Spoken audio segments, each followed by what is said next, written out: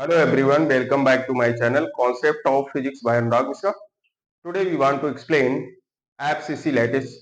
एबसीसी lattice में हमने जो कैलकुलेशन अभी इससे पहले प्रीवियस लेक्चर में हमने एस सी सिंपल क्यूबिक और BCC body centred cubic crystal का कैलकुलेशन कराए थे। तो इसमें 8th टर्म कैलकुलेट करना है। उस 8th टर्म का फर्स्ट टर्म हमने यहाँ पे कैलकुलेट करना है एटॉमिक रेडियस। एटॉमिक रेडियस किस तरीके से कैलकुलेट करते हैं, पहले आप एफसीसी का स्ट्रक्चर समझ लेते हैं। एफसीसी में क्या होता है, जो एक क्यूबिक सेल है, इस क्यूबिक सेल के 8 कॉर्नर पे नंबर ऑफ एटम सिचुएटेड है। अब क्या करेंगे, हर एक फेस का बॉडी डायगोनल निकालेंगे। तो फेस डायगोनल जो निकालते हैं, जैसे ये है जो ऊपर का फेस है, इसका डायगोनल निकालेंगे। इस अपोजिट कॉर्नर को आप कनेक्ट करेंगे फेस के, और उसके बीच में जो जहां पे दोनों डायगोनल एक दूसरे को कट करेंगे उस जगह पे एक एटम होता है। इस तरीके से इस फेस को भी हम यही करेंगे।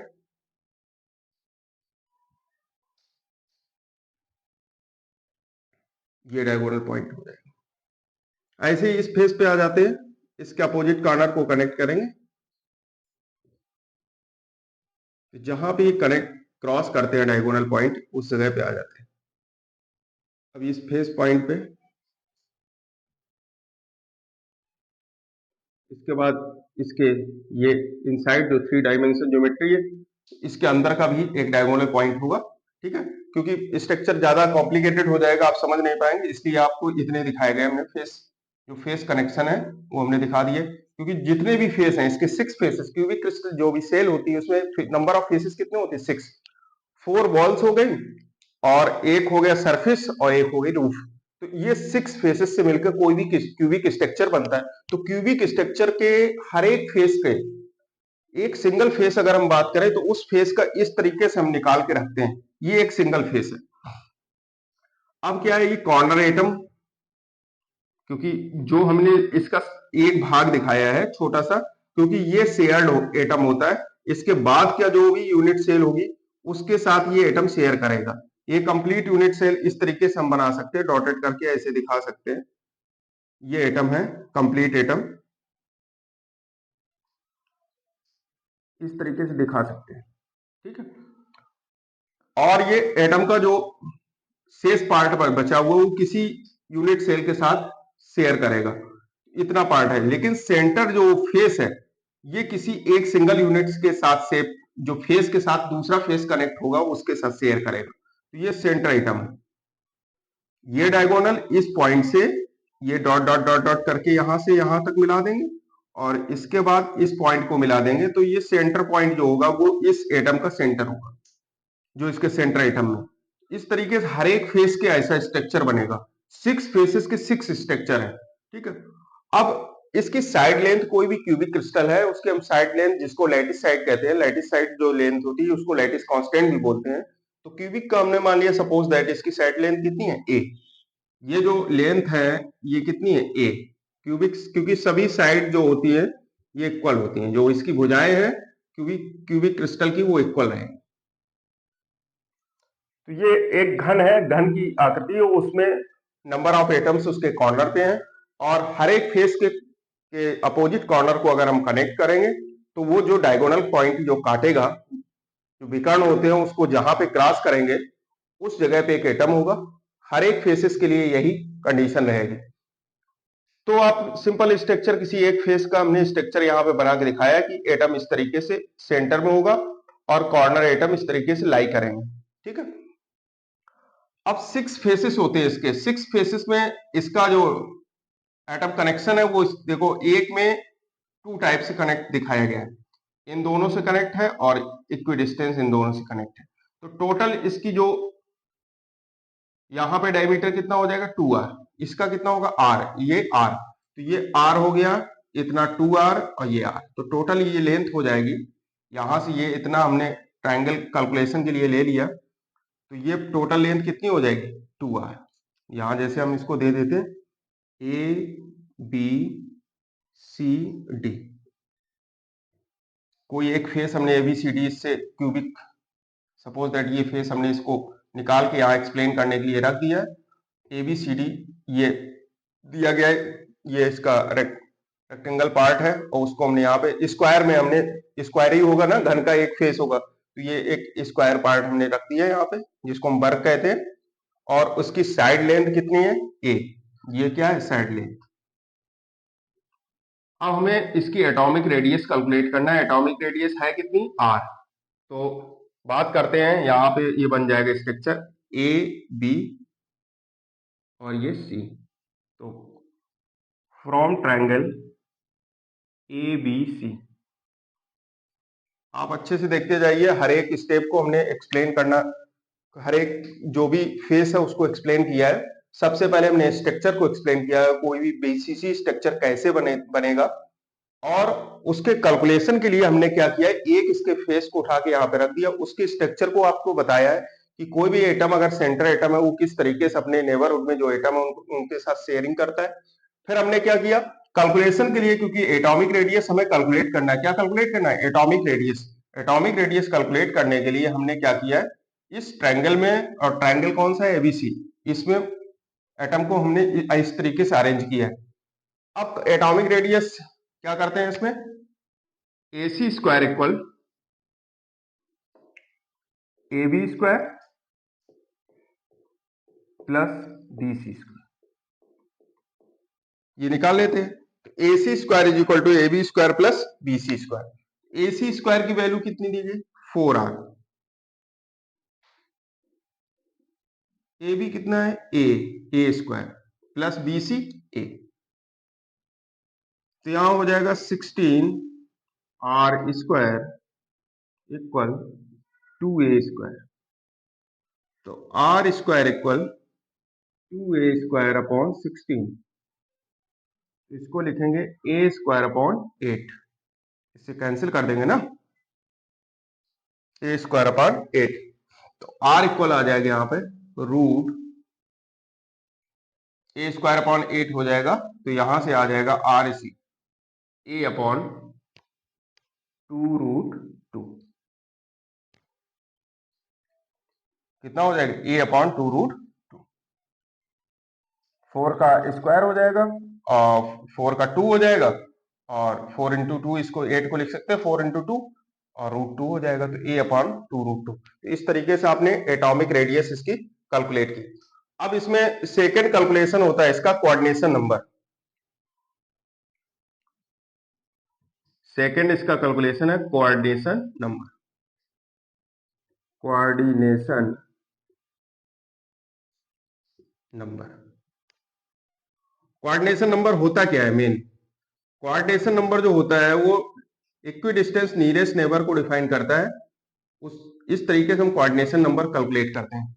इक्विडिस्टेंस जो नियरेस्ट नेबर होते हैं जितने भी, वो हम उससे कैलकुलेट करते हैं। तो इसके इक्विडिस्टेंस नियरेस्ट नेबर, इक्विडिस्टेंस है कितनी, 2r, जो इसकी एटॉमिक रेडियस होती है।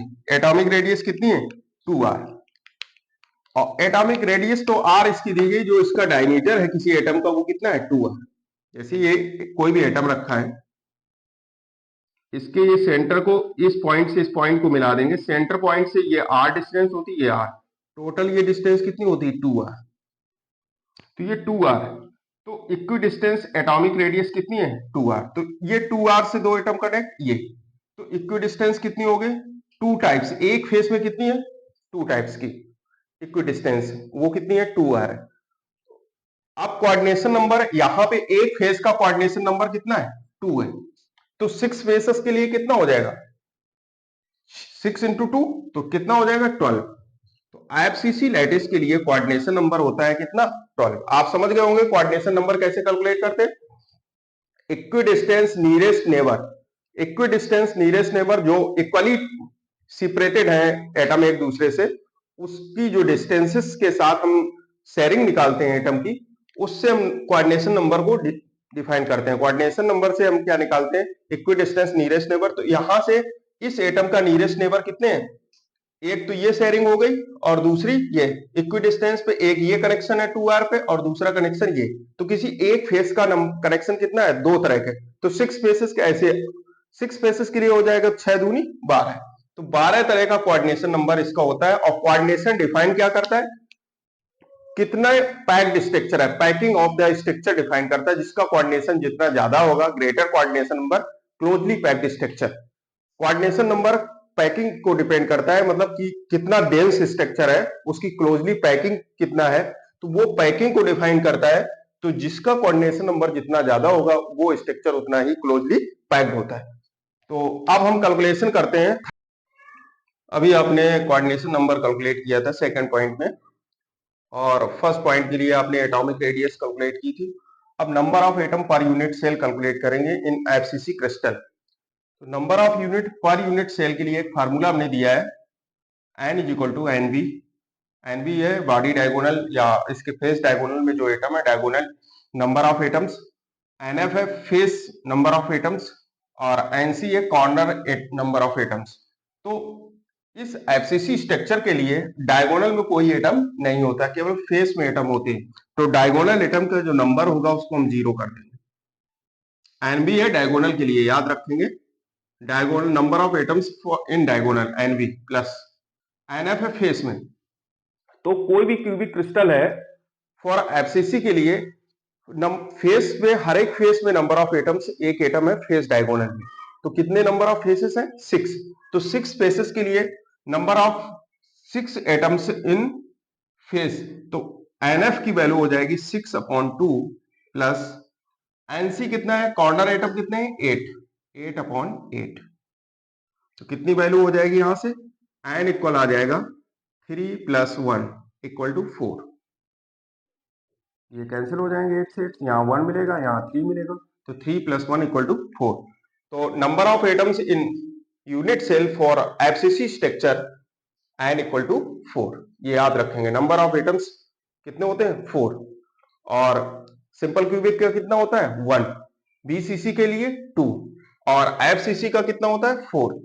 अब लैटिस कांस्टेंट निकालेंगे। लैटिस कांस्टेंट होता है नंबर ऑफ जो साइड लेंथ होती है, उसी को हम लैटिस कांस्टेंट बोलते हैं। साइड लेंथ कितनी है, 1, तो यही लैटिस कांस्टेंट हो जाएगा। Lattice constant A = atomic radius अभी आपने कैलकुलेट की थी A/2√2। अगर हम √2 का ऊपर नीचे मल्टीप्लाई कर लेंगे तो ये हो जाएगा √2A/√2 इंटू √2, 2 हो जाएगा, 2 × 2 4, तो √2/4 इंटू A। अब यहां से A की वैल्यू अगर हम कैलकुलेट करेंगे तो A = कितना आ जाएगा, 4R/√2। ये इसकी लैटिस कांस्टेंट की डिस्टेंस आ जाएगी, 4R/√2। यहां से वैल्यू कैलकुलेट कर लेंगे, 4R/√2। अब इसकी बॉन्ड लेंथ कैलकुलेट करेंगे। यहाँ पे लैटिस कांस्टेंट आपको समझ में आ गया ना। हमने क्या किया, जो एटॉमिक रेडियस कैलकुलेट की है वो A/√2 कैलकुलेट की है, A/2√2। √2 का हमने क्या किया, नॉमिनेटर और डिनोमिनेटर में √2 का हमने क्या किया, मल्टीप्लाई कर लिया। तो ये हो जाएगा √2A/4। तो यहां से हमने कैलकुलेट किया लैटिस कांस्टेंट, इसका A = 4R/√2। बॉन्ड लेंथ और नियरेस्ट नेबर डिस्टेंस, अभी हमने कोऑर्डिनेशन नंबर बताया था आपको। कोऑर्डिनेशन नंबर डिपेंड करता है इक्वी डिस्टेंस नियरेस्ट नेबर। तो इक्वी डिस्टेंस नियरेस्ट नेबर है, तो इसका इक्वी डिस्टेंस है कितनी, इस तरफ ये डिस्टेंस कितनी है और ये डिस्टेंस कितनी है, दोनों डिस्टेंस कितनी है, 2R। तो इक्वी डिस्टेंस जो होगी नियरेस्ट नेबर की वो कितनी होगी, 2R।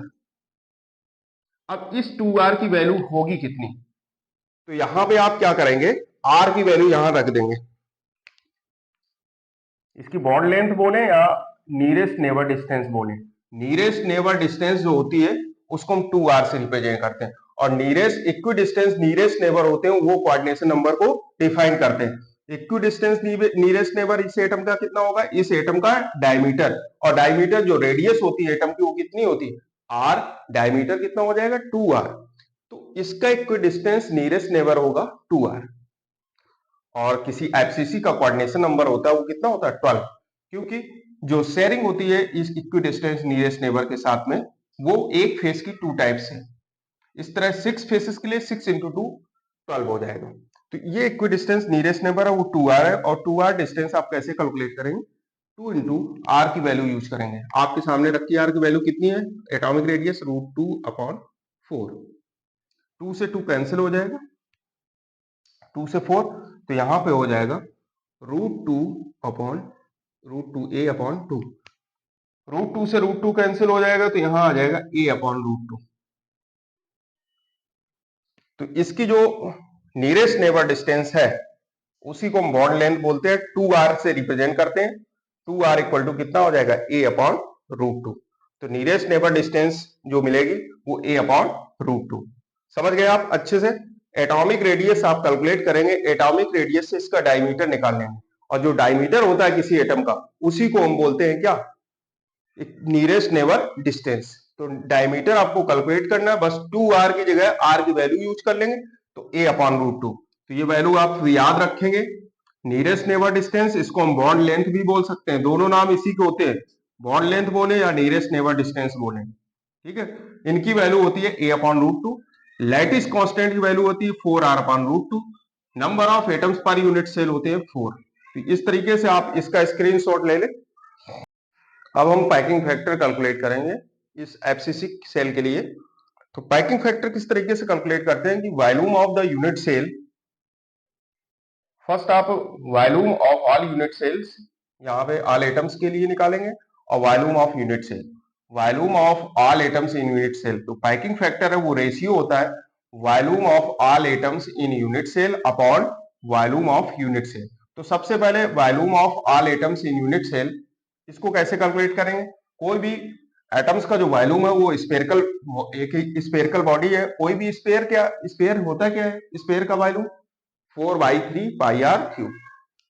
एटम का जो वॉल्यूम है उसको कैलकुलेट करते हैं लाइक ए सॉलिड स्फेयर। तो एक स्फेरिकल बॉडी होती है, क्या है, स्फेरिकल बॉडी। तो स्फेरिकल बॉडी के लिए जो वॉल्यूम होता है वो 4/3 πr³। अब नंबर ऑफ एटम्स का मल्टीप्लाई करेंगे।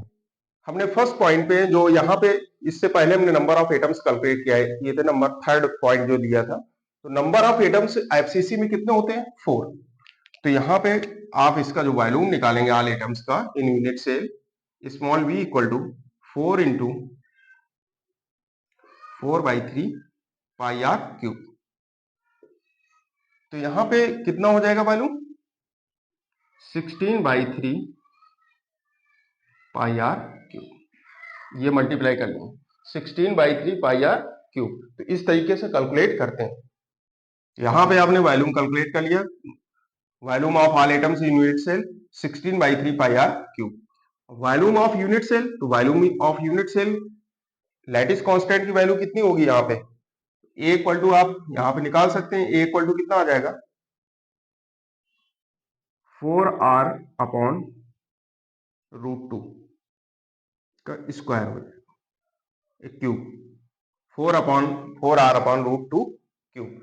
ए है लैटिस कांस्टेंट, मतलब side length of the face, जो भी क्यूबिक क्रिस्टल है उसकी साइड लेंथ, घन का भुजा, उसको ए से लिखा है, इसी को हम लैटिस कांस्टेंट भी बोलते हैं इन क्रिस्टलोग्राफी। क्रिस्टलोग्राफी में जो टर्मिनोलॉजी है वो क्या है, ए को लिखते हैं ए लैटिस कांस्टेंट। तो ए क्यूब की वैल्यू यहाँ से कैलकुलेट कर सकते हैं एटॉमिक रेडियस से। तो ए क्यूब इक्वल टू हो जाएगा, ए इक्वल टू हो जाएगा 4r/√2।